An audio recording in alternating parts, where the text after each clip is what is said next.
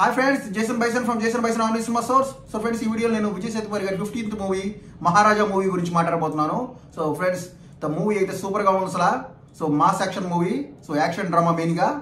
So cinema అయితే మెయిన్గా వచ్చేసరికి ఒక రివెంజ్ డ్రామా. సో ఆ రివెంజ్ డ్రామాని డైరెక్టర్ ఎంత బాగా తీశారనేది ఈ సినిమా మెయిన్ ప్లాట్ అసలు.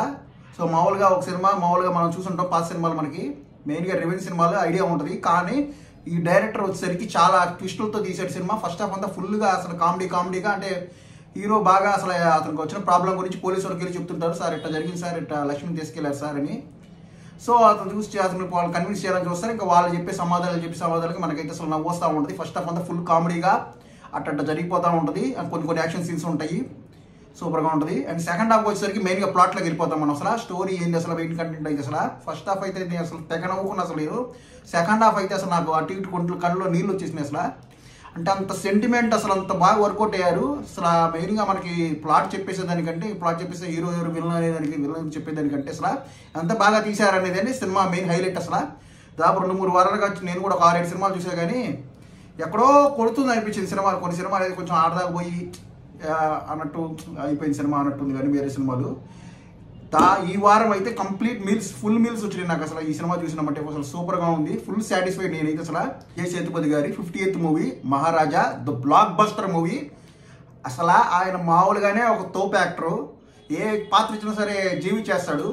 ఇంకా ఈ పాత్రలో అసలు ఇంకా ఆయన అయితే అసలు రా అండ్ రస్టిక్ క్యారెక్టర్లో అదరగొట్టేశారు అసలు ఆయన ఒకే మూడ్లో ఉంటాడు ఆయన సినిమా మొత్తం.